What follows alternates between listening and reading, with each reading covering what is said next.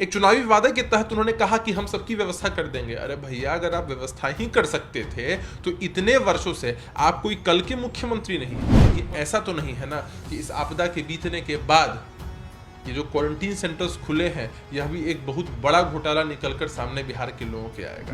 तो मुख्यमंत्री जी यदि रोजगार की व्यवस्था कर सकते थे तो पहले ही कर देते। उनसे हो ही नहीं सकता, उनके बस की बात ही नहीं है। और मुख्यमंत्री जी भी चाहते हैं कि हम ऐसे चश्मे से देखें जिस चश्मे में हमको सब कुछ बहुत बेहतर और अच्छा ही दिखाई पड़ रहा है। आप लोगों के सामने आप लोगों के माध्यम से जो दिक्कतें आती हैं, उन दिक्कतों को सरकार दूर करती नहीं। बिहार के मुख्यमंत्री नीतीश कुमार लगातार प्रवासी बिहारी जो कि अलग अलग राज्यों से बिहार पहुंचे हैं, उनके क्वारंटाइन सेंटर्स हैं जहां पर उनको रखा गया, उनकी समीक्षा कर रहे हैं। वीडियो कॉन्फ्रेंसिंग के माध्यम से सीएम नीतीश कुमार पूरा वीडियो टूर कर रहे हैं और देख रहे हैं कि उनको क्या समस्याएं हैं। इन तमाम चीज़ों से क्या जो स्थिति है वो बेहतर होगी, इस पर बात करने के लिए हमारे साथ रालोसपा के मुख्य प्रवक्ता अभिषेक झा जी हैं। अभिषेक जी, मुख्यमंत्री 2 दिनों से 20 केंद्र हैं जहां की वीडियो कॉन्फ्रेंसिंग से समीक्षा कर रहे हैं, लोगों से बातचीत कर रहे हैं, क्या पूछ रहे हैं कि खाने की कोई दिक्कत तो नहीं है, कहीं जाने की ज़रूरत नहीं है, रोज़गार बिहार में मिलेगा। क्या लगता है कि इससे सुधार होगा बिहार में? जैसे रोहित जी, आप तो इतने वरिष्ठ पत्रकार हैं, आपने कई बार देखा होगा कई सारे बड़े बड़े इंडस्ट्रीज का ऐड भी। उस ऐड में क्या होता है कि जो खबरें प्रायोजित होती हैं, पहले से जो पॉजिटिव फीडबैक्स हैं सिर्फ उनको दिखाया जाता है। वो पॉजिटिव फीडबैक बहुत कम परसेंटेज में होता है। उस पॉजिटिव फीडबैक को ही दिखाया जाता है, कभी नेगेटिव फीडबैक नहीं दिखाया जाता है। ऐसे भी हमारे जो आदरणीय मुख्यमंत्री जी हैं, वे तो समीक्षा मुख्यमंत्री जी हैं।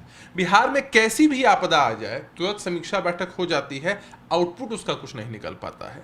जैसे हमारा सवाल है विपक्ष होने के नाते कि आप कह रहे हैं कि आपने समीक्षा की है। समीक्षा कैसी? आपने सिर्फ उन्हीं सेंटर्स की समीक्षा की है ना जिन सेंटर्स पर आपको पॉजिटिव फीडबैक मिलेगा, या आप उन लोगों से कहेंगे कि भैया आप पॉजिटिव फीडबैक दो। आपने पॉजिटिव फीडबैक लिया, लेकिन मीडिया आपके माध्यम से तो इतना बड़ा सच सामने आ रहा है, जो कुव्यवस्था व्याप्त है सारे के सारे क्वारंटीन सेंटर्स पर, उन सेंटर्स पर मुख्यमंत्री जी क्यों नहीं अपना ध्यान आकर्षित करते हैं? समीक्षा आप अगर मुख्यमंत्री होने के नाते, मैं मानता हूं कि आपकी लिमिटेशन है कि आप मुख्यमंत्री होने के नाते, एक व्यक्ति होने के नाते कुछ ही क्वारंटीन सेंटर्स को देख सकते हैं, समझ सकते हैं।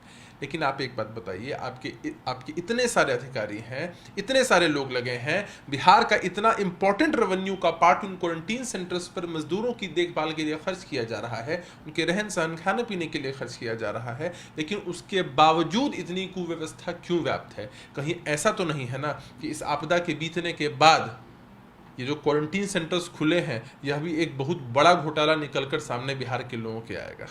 तो मतलब क्योंकि क्या आप ये कह रहे हैं सीधे तौर पर कि मुख्यमंत्री बस उन्हीं सेंटर्स पर जा रहे हैं, उसी की वीडियो कॉन्फ्रेंसिंग अधिकारी करवा रहे हैं जहां पे व्यवस्था ठीक है? जैसे क्या है कि अगर मुख्यमंत्री जी ने समीक्षा की है तो उस समीक्षा का कुछ रिजल्ट भी रहा होगा।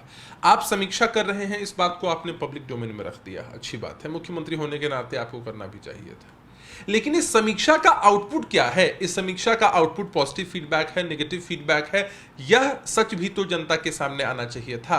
आपने सिर्फ एक मार्केटिंग पॉलिसी के तहत मुख्यमंत्री जी खुद संवाद कर रहे हैं क्वारंटीन सेंटर्स पर फंसे मजदूरों से और प्रवासी जो भी हमारे भाई हैं जो बाहर से आए हैं उनसे, ये तो एक मार्केटिंग का पार्ट हो गया। लेकिन उसका आउटपुट जो लगातार हम तक पहुंच रहा था, आप लोगों के माध्यम से ही नहीं, जो मजदूर वहां पर हैं, सोशल मीडिया से वो रिकॉर्डिंग कर लेते थे, रिकॉर्डिंग करने के बाद बहुत सारी चीजें हमारे सामने आती थी। तो आखिर इन बातों की सच्चाई कैसे सामने आएगी? तो सिर्फ मार्केटिंग तक इसको सीमित मत रखिए, इसका जो एग्जैक्ट आउटपुट है वो जनता के सामने लाइए। यानी कि आप कह रहे हैं कि नीतीश कुमार जिन भी सेंटर्स की वीडियो कॉन्फ्रेंसिंग से वहाँ के लोगों की से जान रहे हैं, उन सेंटर्स में सिर्फ उनको पॉजिटिव फीडबैक्स दिए जा रहे हैं, नेगेटिव फिगर आ ही नहीं रहा है। जैसे अब एक तो सबसे पहले उन्होंने फीडबैक जाहिर किया नहीं है, और दूसरा, अगर मुख्यमंत्री जी इससे पहले भी किसी स्कूल में जाते हैं, आपने भी देखा होगा, किसी जिले किसी इलाके में विजिट करते हैं, तो उससे पहले उस इलाके का, उस जगह का रंग रोगन कर दिया जाता है, आसपास से जितनी भी दिक्कतें हैं उन सबको दूर कर दिया जाता है।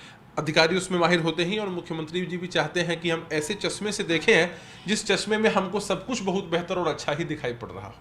तो कहीं ना कहीं कमोवेश वही स्थिति है, जो सही स्थिति है वो जनता के सामने आती नहीं है। आप लोगों के सामने आप लोगों के माध्यम से जो दिक्कतें आती हैं, उन दिक्कतों को सरकार दूर करती नहीं है। तो क्योंकि अभिषेक जी आप ये बात कह रहे हैं, लेकिन मुख्यमंत्री ने जो वीडियो क्लिप जारी की उसमें वो बिहारियों से वादा कर रहे हैं, 8 लाख के करीब लोग बिहार आ चुके हैं, कई लाख लोग और आने वाले हैं अब अगले कुछ दिनों में। मुख्यमंत्री कह रहे हैं कि किसी भी बिहारी को जाने की ज़रूरत नहीं है, उनको रोजगार मिलेगा। लगता है कि बिहार में सिर्फ चुनावी वायदा नीतीश कुमार कर रहे हैं या सच में रोजगार बिहार में है और वो दे पाएंगे? 100% चुनावी वादा है। अगर सचमुच बिहार में रोजगार होता, आपने देखा है, अभी आपने आंकड़े को भी देखा है कि बिहार का रेवेन्यू किस कदर घट गया है। बिहार में पहले से ही रोजगार की कितनी कमी से बिहार के नौजवान जूझ रहे थे। अब चूंकि ये सब लोग वापस आ गए हैं, मुख्यमंत्री जी इस बात को जानते हैं कि इतने सारे लोग उनसे अनवॉइड हो चुके हैं और चुनाव में इसका विपरीत परिणाम निश्चित रूप से आना है। तो एक चुनावी वादा करना है ना। एक चुनावी वादे के तहत उन्होंने कहा कि हम सबकी व्यवस्था कर देंगे। अरे भैया, अगर आप व्यवस्था ही कर सकते थे तो इतने वर्षों से आप कोई कल के मुख्यमंत्री नहीं हैं। 15 वर्षों से आपकी सरकार रही है, 15 वर्षों से लगभग आपने बिहार का नेतृत्व किया है। आप उस एजेंडा के तहत बिहार की सरकार में आए थे कि हम यहाँ के युवाओं को रोजगार देंगे। तो मुख्यमंत्री जी यदि रोजगार की व्यवस्था कर सकते थे तो पहले ही कर देते। उनसे हो ही नहीं सकता, उनके बस की बात ही नहीं है। और अब जब वे जानते हैं कि ये जो भाई हमारे वापस आए हैं, इस बार चुनाव में बिहार की जनता इनको सबक सिखाने वाली है, तो ऐसी परिस्थिति में मुख्यमंत्री जी कह रहे हैं कि भाई हम इनके रोजगार की व्यवस्था करेंगे। तो अब आपको क्या लगता है, क्योंकि आप भी एक पॉलिटिकल पार्टी हैं, अब 5-6 महीनों के अंदर बिहार में अगर बहुत देरी भी होती है तो 5-6 महीनों में चुनाव होने वाले हैं। नीतीश कुमार का बिहारियों के प्रति प्रेम उमड़ना अचानक से, ये कहना है कि हम उनके लिए रोजगार के अवसर बिहार में पैदा करेंगे, ये कहना है कि किसी को दिक्कत नहीं होने देंगे और बिहार में हर वर्ग के लोगों का ख्याल रखा जाएगा। तो आरएलएसपी अब क्या चाहती है? क्योंकि नीतीश कुमार तो वादा कर रहे हैं, कह रहे हैं कि वो काम कर रहे हैं और इसी के लिए लगातार सुबह से लेकर रात तक बैठे रहते हैं।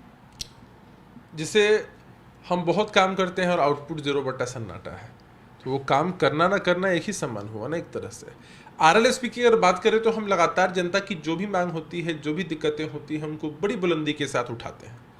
मुख्यमंत्री जी से हमारे आदरणीय नेता उपेंद्र कुशवाहा जी ने भी पहले भी 5 सूत्री मांगे हों, 7 सूत्री मांगे हों, 18 सूत्री मांगे हों, विभिन्न तरह से उनको एक सिस्टमेटिक होमवर्क करके एक विजन दिया था कि आप किस तरह से बिहार के हर तबके की मदद कर सकते हैं। सरकार उसको अमली जामा उस तरह से नहीं पहना रही है। हालांकि हम लोगों के विपक्ष के दबाव देने पर सरकार कुछ चीज़ों के लिए राजी होती ज़रूर है, लेकिन हम ऐसा मानते हैं कि अगर सरकार के पास विजन नहीं है तो क्या दिक्कत है हमसे राय लेने में, क्या दिक्कत है किसी और से राय लेकर सब कुछ ठीक करने का प्रयास करने में। जैसे पूत के पांव पालने में दिखाई पड़ते हैं। हमको तो सरकार का विजन ही नहीं दिख रहा है आगे कि बिहार की सरकार आखिर किस तरह से सपोर्ट करेगी उन प्रवासी मजदूरों की बात करें या और भी कामगारों की बात करें जो अपना जीवन यापन बाहर कर रहे थे। आखिर उनके लिए अब रोजगार की व्यवस्था करने का क्या प्रारूप बिहार में तैयार होगा? सिर्फ कह देने से कि हम आपके लिए रोजगार की व्यवस्था करेंगे यह चुनावी घोषणा हो सकती है। चुनाव के समय यह वादा हो सकता है कि आप हमें दोबारा सरकार में बुलाइए, हम व्यवस्था करेंगे, लेकिन इनके बस की बात नहीं है।